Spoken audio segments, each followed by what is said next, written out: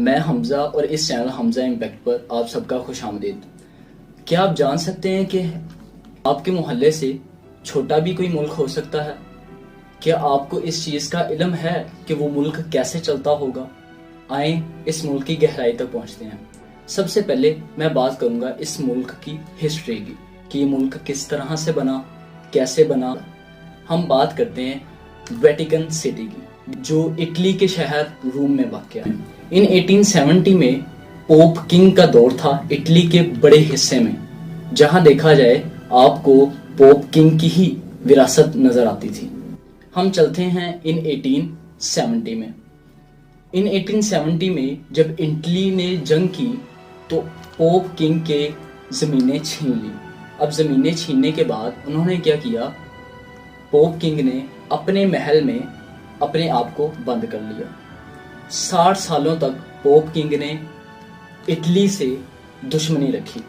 After some time in 1929 में ऐसा हुआ कि जब बेनिटो मसलिनो ने ये फैसला किया एक एग्रीमेंट के तहत कि हम पोप किंग को 100 एकर्स ज़मीन प्रोवाइड करेंगे जहां वो अपना मुल्क बना सकता है। उस एग्रीमेंट का नाम लेटर्न ट्रीटी कहा गया। इस एग्रीमेंट में ये तय पाया कि पोप किंग जो भी होगा उसको 100 एकड़ ज़मीन अलॉट की जाएगी और वो अपनी दायरे हदूद में रहकर अपना मुल्क चला सकता है। इसकी लाइफस्टाइल की कि ये जितना छोटा मुल्क है कि इसमें लोग कैसे सरवाइव करते हैं, किस तरह से पैसे कमाते हैं और इसमें कौन सी इकोनॉमी वर्क करती है। तो देखा जाए इतना छोटा मुल्क है, मैं आपको बताता चलूँ ना कि इसमें कोई हॉस्पिटल है, ना इसमें कोई शॉपिंग मॉल है और ना इसमें कोई अदर चीज़ें हैं। तो ये पैसा कैसे कमाता है? तो मैं आपको ये बताता चलूँ कि इस मुल्क की जो अर्निंग सोर्स है, सोर्स ऑफ अर्निंग है, वो 3 चीज़ों पर मुश्तमिल है। जैसा कि टूरिज़्म, बाहर से पूरी दुनिया से लाखों लोग हर साल आते हैं इस मुल्क को देखने के लिए क्योंकि ये बहुत ही पुराना है। दूसरी बात करूं तो इसमें कॉइन्स बनते हैं जो पूरी दुनिया में मशहूर हैं। थर्ड बात करूं तो इसमें अपना एक बैंक है। वो बैंक पैसे कैसे कमाता है? अब सवाल ये पैदा होता है, मैं आपको बता देता हूँ। वो बैंक क्या करता है, बड़ी बड़ी कंपनीज और रियल एस्टेट में इन्वेस्ट करके अच्छा पैसा कमा लेता है। अब नेक्स्ट बात करते हैं लाइफस्टाइल की, जो हम बात कर रहे थे कि लोग यहाँ कैसे रहते हैं। जब लोगों को कोई चीज़ शॉपिंग या अदर ज़रूरियात को देखना होता है तो वो पैदल चलकर वेटिकन से इटली के शहर रोम चले जाते हैं, जिसकी वजह से ये लाइफस्टाइल, यहाँ के लोग लाइफस्टाइल इजीली सरवाइव कर रहे हैं। दूसरी बात करें हम यहाँ के नेक्स्ट स्टेप की, इकोनॉमी की बात करें तो यहाँ पे करेंसी यूरो ही चलती है, यूरोस। अब हम बात करेंगे साइज और बॉर्डर की इस मुल्क वेटिकन सिटी की।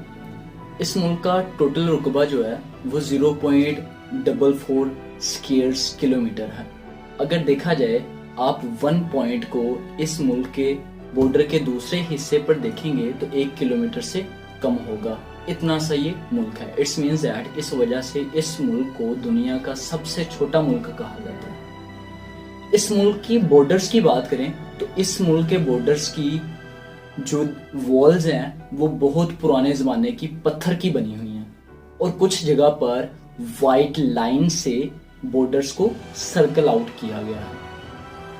हम बात करें कि अगर आप पाँव लेफ्ट इस बॉर्डर्स के दूसरी तरफ रखेंगे तो आपका कदम इटली के शहर रोम पर होगा और अगर आप उसके ऑपोजिट साइड पे अपना पाँव रखेंगे तो आपका कदम द वेटिकन सिटी में होगा। अब हम बात करेंगे कि उस मुल्क को चलाया कैसे जाता है। जैसा कि मैं आपको बताता चलूँ, जैसा कि मैंने पहले जिक्र किया था कि ये पोप किंग की सारी पावर होती है इस मुल्क में, तो मैं आपको बता दूं पोप का मीनिंग क्या होता है। जो क्रिश्चियनिटी है उनके टॉप वर्ल्ड लीडर्स जो होते हैं उनको पोप कहा जाता है। अब यहाँ पे पोप को चुना कैसे जाता है ये सवाल पैदा होता है, तो मैं आपको बता देता हूँ। यहाँ पोप को इस तरीके से चुना जाता है कि अगर पोप की डेथ हो जाए तो उसके बाद न्यू पोप को चुनने के लिए टॉप लीडर्स जो होते हैं, क्रिश्चियनिटी चर्च के टॉप लीडर्स जो होते हैं, वो एक कमरे में बंद होकर पोप किंग को चुनते हैं, जिसको एक कमरे में बंद होने को क्रिश्चियनिटी के अंदर जहाँ पोप चुना जाता है उसको कनक्लेव कहते हैं। ठीक है, तो हम बात कर रहे थे पोप किंग को चुना कैसे जाता है। अब सब टॉप लीडर्स जो हैं क्रिश्चियनिटी के, चर्च के जो टॉप लीडर्स होते हैं, वो कमरे में बंद होकर चुनते हैं पोप किंग को।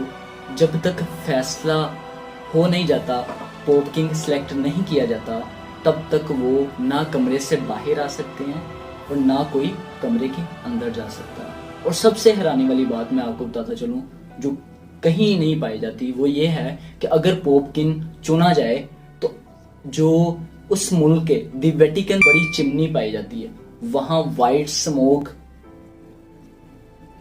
फ्लो कर दी जाती है। और अगर पोप किंग ना चुना जा सके तो वहां उसके अगेंस्ट ब्लैक स्मोक फ्लो कर दी जाती है। इससे हमें और जो वहां रह रहे हैं उन लोगों को अंदाजा हो जाता है कि पोप किंग डिसाइड हो चुका है। अब हम बात करेंगे इस मुल्क का सिक्योरिटी सिस्टम कैसा है, मतलब कि सिक्योरिटी सिस्टम के जरिए इस मुल्क को कैसे चलाया जाता है। आज के दौर में हम बात करें तो सिक्योरिटी सिस्टम को जो सिक्योरिटी सिस्टम जिस तरीके से चलाया जाता है, आपने डिफरेंट ममालिक में देखा होगा, आर्मी वर्क करती है, तो इस मुल्क में भी आर्मी ही वर्क करती है। लेकिन सबसे हैरत अंगेज बात, इस मुल्क की आर्मी के कॉस्ट्यूम आज से 500 साल पुराना है।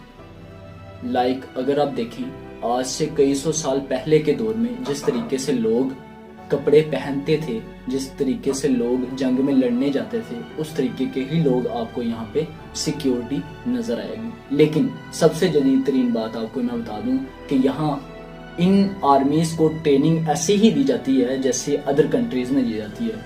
जैसे कि अपडेट आपके जो वेपन्स होते हैं उनको चलाने के लिए ये आर्मी भी माहिर होती है।